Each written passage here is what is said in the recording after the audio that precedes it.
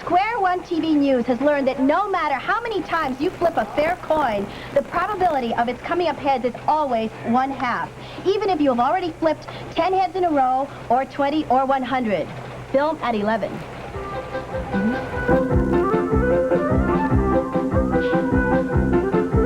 Hey, Cabot! Hey, Marshmallow, how you doing? Listen, I got something for you here. Okay. These two guys walk into a candy store, right? Candies are right. Right, and they both ask for a peanut butter cup, right? Peanut butter cup. Right. Now, the owner of the candy bar store says, I've only got one peanut butter cup left. Oh, that's too bad. Yeah, so the first guy says to the second guy, I'll flip you for it. Sounds fair to me. Me too. So then he says, heads I win, tails you lose. Heads I win, tails you lose. Right. Heads I win, wait a minute. What's the matter? Heads I win, tails you lose. It's a trick. What do you mean it's a trick?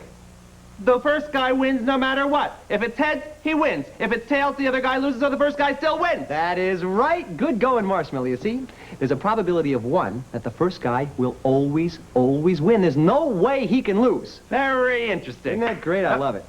But by the way, what's that you got in your hand? This? Yeah. This is a candy bar I found. What a coincidence. I love candy bars. He loves candy I bars. love them. All right, I'll tell you what, I'll flip you for it. Good idea. Good. Wait a minute. I'm not going to fall for that heads I win, tails you lose gag. Oh, no. I'm going to change it around. Okay, fine. Heads, you win. Tails, I lose. Fine.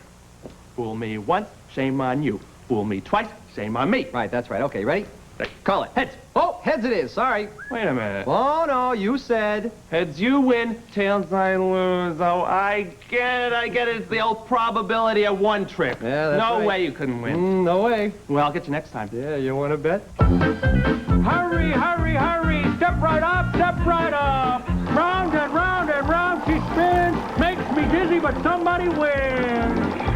Excuse me, sir. Is this game fair? Fair? My dear, you ask if it is fair? You hurt me to the quick. My game is unequivocally the fairest game at the fair. Well, how does it work? Simplicity itself, dear lady. I spin the spinner. If it lands on the yellow, I give you the sum of $1. If it is to land on the green, you give me the sum of $1. Well, this sounds like it's a lot of fun. It is. Your chances are even, Steven. It will either land on the yellow or on the green. If it lands on the yellow, you will experience the endless thrill of victory. If it lands on the green, you experience a temporary agony of defeat. Wait a minute, lady. The game isn't fair.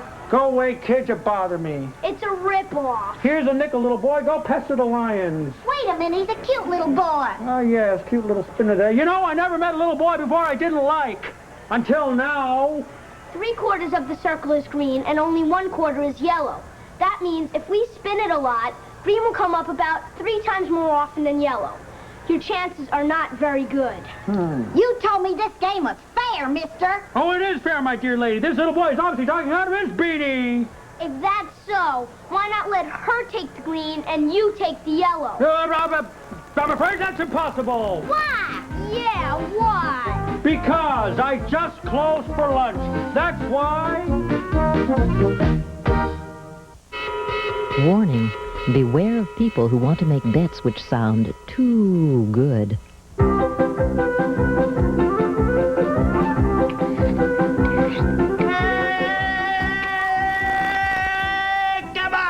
Hey, Marshmallow, how you doing there? Good. What are you doing? Oh, me, I'm just practicing the old shell game. The old shell game. How's it Yeah. work? Well, it's very simple, actually, Yeah. you see. We're going to make a bet, and then you're going to guess which shell the P is under, right? Would you look at that over there? What? So what do you say, you ready? That sounds risky to me. Oh, come on, life's a chance. Come on, let's go. Well, What do you say, bet 10 cents, a quarter? I don't have any money. I only have this popsicle. Fine, bet the popsicle. Only half. Ah, very cautious man. I like that. Okay, half a popsicle. You ready? Yes. The P is right there. There. Okay, which one's it under? That one. This one here. Yes. Oh, I'm sorry. One half a popsicle, please. thought I had it. Thank you very much. You want to try again? Well, I don't know. Come on, be a sport. Well, my mom warned me about you. But okay, I feel lucky. I will bet the other half of the popsicle. Excellent. Here we go again. Now, the P is actually right there. There. Here Okay. we go. Okay, here we go. That one. This one here. No, this one. You sure? No, this one. This one. This one. Oh, I'm sorry. You know, I guess it just isn't your day. What can I say? Hey, Cabot, just for the heck of it, let me try again. Try again? Let me try again. Well, it's not customary, but all right. We know it's not under this one, right? Okay. This one. This one here. Yes. Ah, I'm sorry. I guess this just isn't your game. What can I say? That means the P is under this shell. That's right. Let me see it. What do you want to see it for? Come on, it's just some dumb old Let me dry see P. it. Come on, you'll just be disappointed. You've seen one P. You've seen them all. I don't see any P. Look at that. The shell. It ate the P. Cabot, you were cheating me. You were playing the old shell game without a P. Yeah, it's true. There's a probability of 0 because without the P, there's 0 probability of your winning. Give me back my popsicle. All right, fine. But you know what? What? There's a lesson in this. What? You can't beat the odds. Well, give me back my popsicle, and I got my popsicle. And just remember, cheaters never prosper. Fine. Hey, I'll flip you for them. Okay. Okay, heads I win, tails you lose.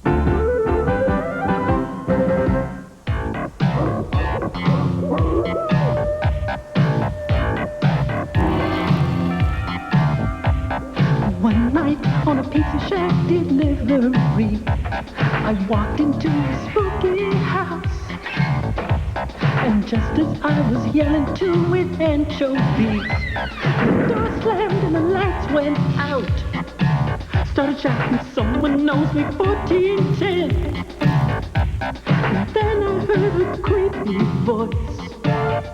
Boy, you'll never see the Pizza Shack again unless you make the proper choice.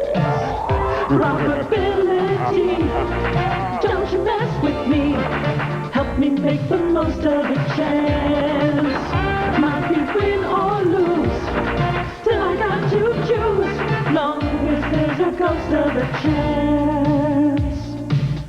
There are 4 dusty bookcases right over there. One of them's a secret door. Go ahead and try one of them if you dare. Your chance is only 1 in 4. Did a little meeny, miny, mo.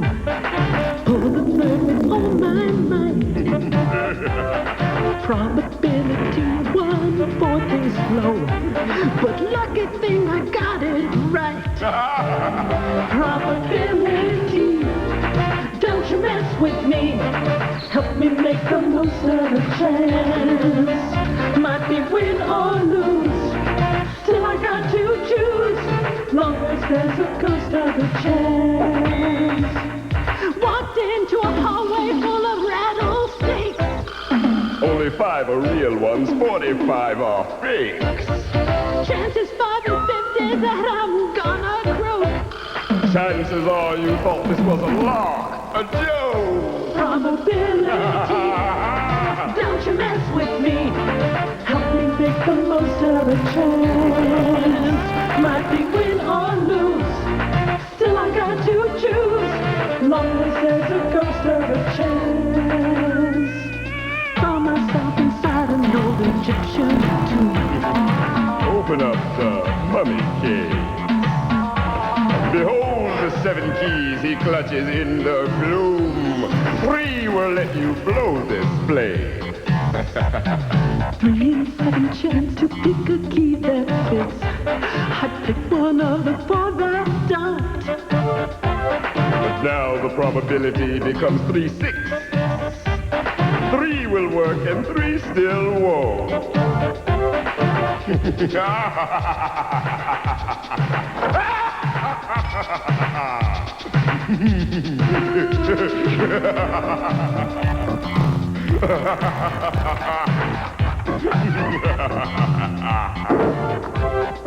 Son, you've earned your freedom. Here are 12 ways out. 11 lead you to your truck. But what about the 1 in 12? My boy, don't pout. Good luck. Here's your 14 bucks. Probability of 1/12 is slim. The guy was finally being nice. But that's the one he chose, and I'm so pleased for him. The pizza's for my poltergeist. Probability, don't you mess with me. Help me make the most of the chance. Might be win or lose. Still I got to choose. Long as there's a ghost of a chance. Probability, don't you mess with me. Help me make the most of a chance. Might be win or lose. Still I got to choose. Long as there's a ghost of a chance. Sketch number 400 is not very good, so we're going to show you sketch number 4000, which is 10 times better. From around the globe, around the clock, and around 200 grand per advertising minute, it's the wild, wild world of sports you've never heard of.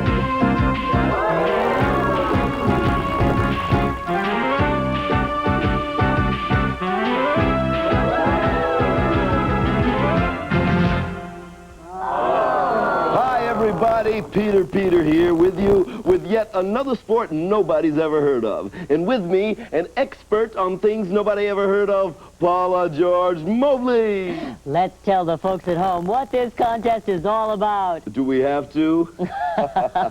Okay, it's about handshaking, a custom which some say goes back to 1947. Oh, even earlier than that, Peter. Our new upstart handshaking team is in the ring trying to break the world record, set 2 years ago by a team of fast-talking Hollywood producers at the Beverly Hills Hotel. The rules are simple.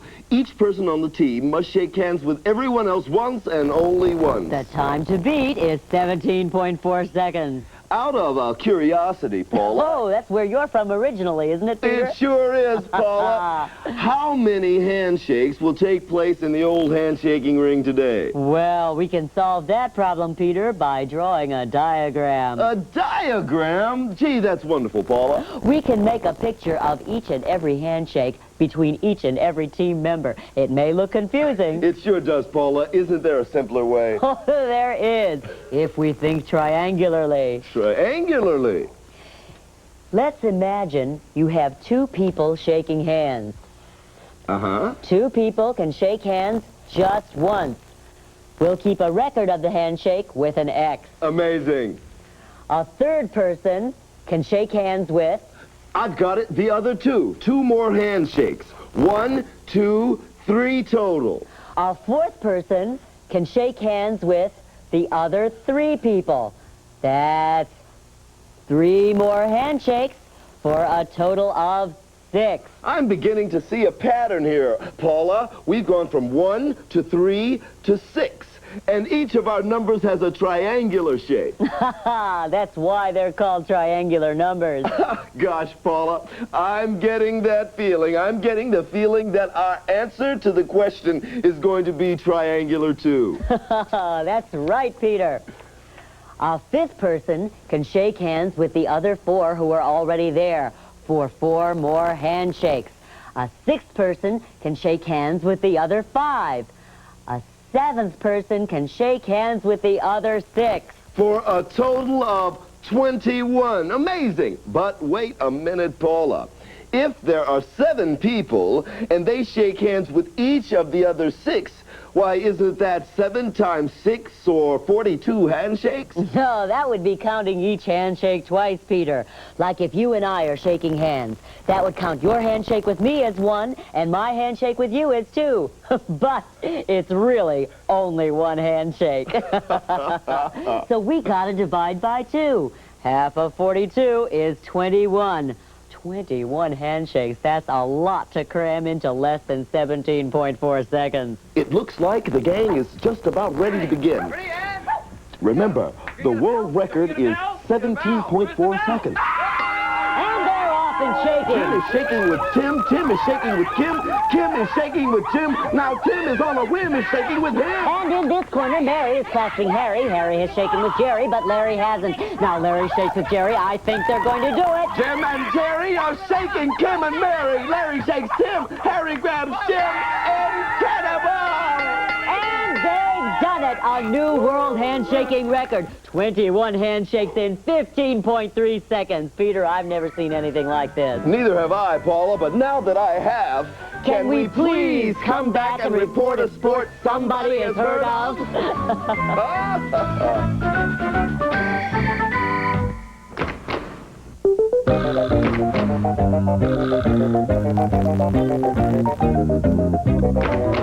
I'll never figure that out. Here's one for you to figure out. I have a coin. I want you to watch the coin very carefully because what I'm going to do is this. I'm going to rub there and change. Oh, look at that. Now, this key is going to be the key to what we're about to do, an example of mental telepathy. I want you to think of one of these items we have on the table. Now, I have a dictionary, a ring, a key, a watch, a bracelet, a thimble, a wallet, a telephone. Right. All right? Decide on one. Okay. Now, don't tell me. All right. All right, now I want you to close your eyes. I want you to spell the name of the item that you've selected. Spell it one letter at a time. As I tap you, spell a letter. And when you have completed spelling the name of it, then say stop. All right. All right? Are you ready? Yes. Let's begin. Have you decided on one? Don't change your mind now. No, I got it. Yeah. Here we go.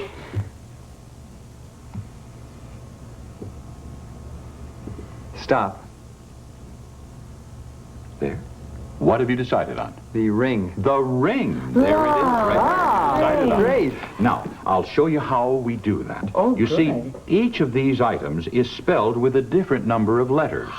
As I point to the first two items, I point to two items at random. And then I begin with the three-letter word, key, four-letter for ring, 5 for watch, 6 for wallet, thimble, bracelet, telephone, and dictionary. Sure. And that's how it's done. That's really nice. That is great. Oh, I just have one more question, though, Mr. Blackstone. What is that? How did you change the coin into a key? Ah, well, that's magic. But the key to this is mathematics. Mr. Blackstone? Yes? The girl you sawed in half? Yes. She's gone all to pieces. Oh, my word, I better go to this. Yeah. Get the crazy glue. Okay, you ready? Yeah, Close your I'm eyes. thinking of an object. One, Okay. 2, 3. The story you are about to see is a fib, but it's short. The names are made up, but the problems are real. It was a Monday, 2:43 p.m. and smoggy in Los Angeles for a Monday at 2:43 p.m. I was working the day watch out of MathNet. My partner is George Franklin. The boss is Thad Green. My name is Monday. I'm a mathematician. The chief had called us to his office. Afternoon, Chief. Afternoon, Kate. Have a seat, please. Afternoon, George. Morning, Kate. What do you two know about parades? I love a parade. The tramping of feet. I love every beat. I hear of a drum. I love a parade. When I hear a band, I just want to What's stand the occasion, Chief? and cheer as they come. It's a parade in honor of Burbank's favorite son, Steve Stringbean? none other, America's favorite rock star. It's going to happen on Saturday, and I need your help. I don't know much about rock music, but I understand that Steve Stringbean is hot. Hot. I'll say he's hot. Martha's got all the CDs. Martha has a compact disc player. No, not yet. He's coming into L.A. today, but he hasn't said where or when. When you're as famous as he is, I can't blame him. He has more fans than any other rock star in the world. And what's unusual about him is he looks like a regular guy. Regular?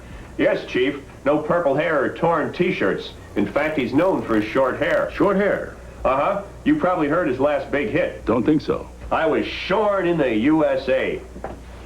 Short hair and fine, healthy teeth and gums. You know what his fans call him? George. The Floss. You know how many records he sold? The parade is in Burbank. We've been asked to help. The mayor's going to give him the key to the city. Here is a map of the parade route. What I need from you two are estimates of how many people we can expect, figure out how many police we need, ambulances, fire trucks, the whole enchilada. Parades are fun, mathematicians. They can also be a problem if they're not handled properly. Right, Chief. When do you need the information? As usual, we're in a hurry. We need it yesterday. Come on, George. We've got a lot of planning to do. Good luck. George and I decided to try a dry run on the actual parade route of March. We needed the facts, and here was a chance to get them firsthand. The route was to begin at Burbank and Victory Boulevards. Proceed west to Hollywood Way. Make a 90-degree turn north.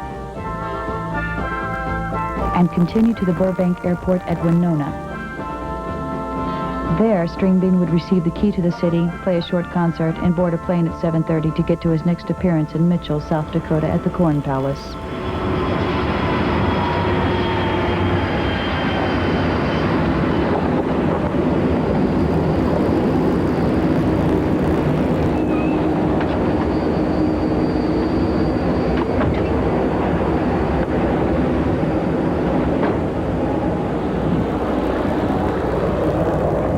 Good-sized parking lot, George. This is where they're going to have the ceremony. It's pretty big. Martha's going to be thrilled. Martha is a big fan, eh? She almost got his autograph on August 16th when he played the Hollywood Bowl. Really? What happened? Not much. Couldn't get tickets. It was sold out for weeks. Uh-huh. Let's get back to headquarters.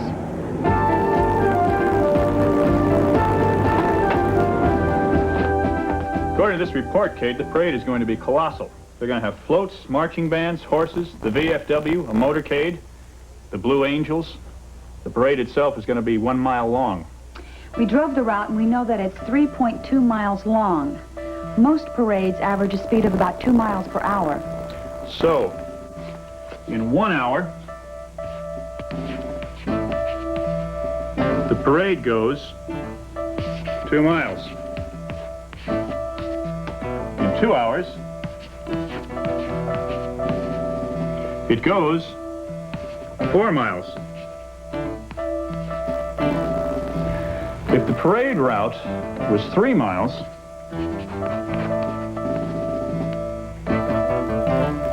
it would take 1.5 hours. The parade starts at 5 o'clock, so it would finish at 6:30. But the route is a little longer than 3 miles. So it'll finish a little later than 6:30. Right. Plenty of time for the ceremony, and for him to catch his plane, and for me to get home in time to barbecue. What are you going to cook? I don't know. Some stuff Martha got at the store. Sounds delicious. I'm not doing anything Saturday night, George. I am. I'm barbecuing. Kate, wait a minute. What's wrong? The parade. I mean, it's going to take longer than we thought. We just figured it out. But we forgot something. The front of the parade will get there at that time. But the parade is 1 mile long. The end of the parade will still be parading. Uh-huh. If the parade moves at 2 miles per hour and the parade is 1 mile long, then the end of the parade won't get to the airport for another half an hour. And Steve will be at the end, and he's got to perform. He might miss his plane. This is NG. No good. We'll just have to start the parade a half an hour earlier. We can tell everybody else, but how are we going to get the word to String Bean? Remember? He travels incognito.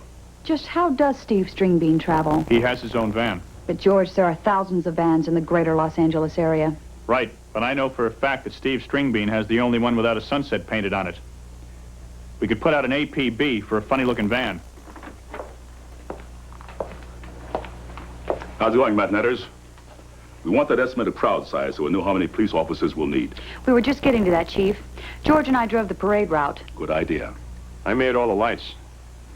Our rule of thumb is that each person needs at least 2 square feet of space. So we need to know how many square feet are available along the route, right? Right. George, here's a more detailed map of the parade route.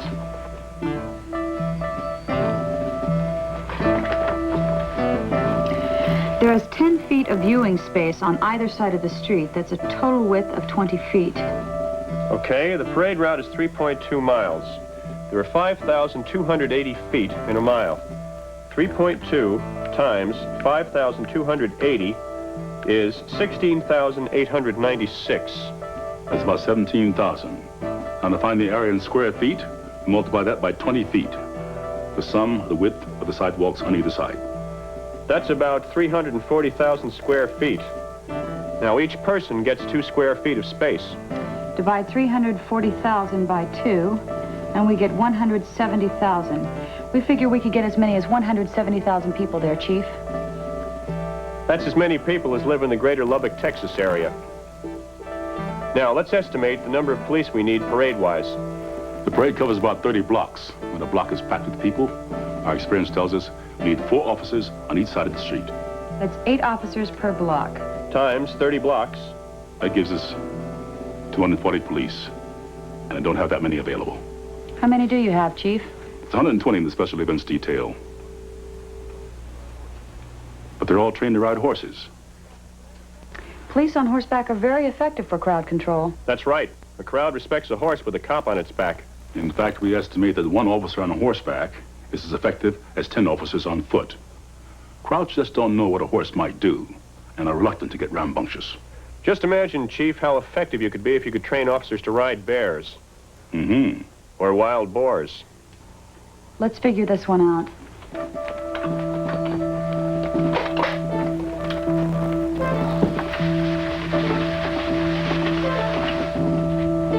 We know we have 120 officers available. We need 240 in all.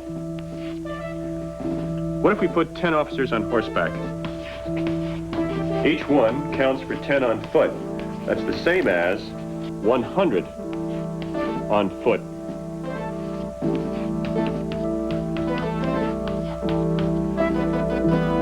But we still need another 140 on foot.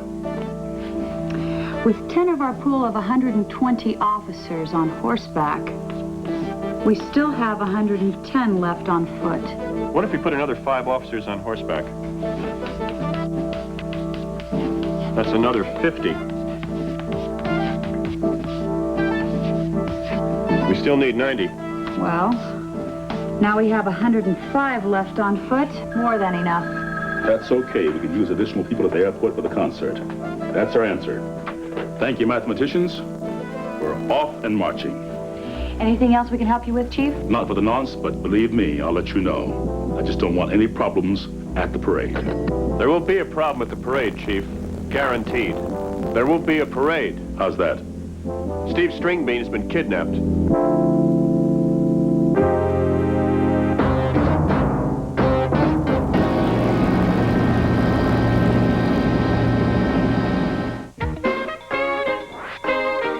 You must round up, Mr. Flimsy, round up. But, Professor, I came here to be a lawyer, not a cowboy.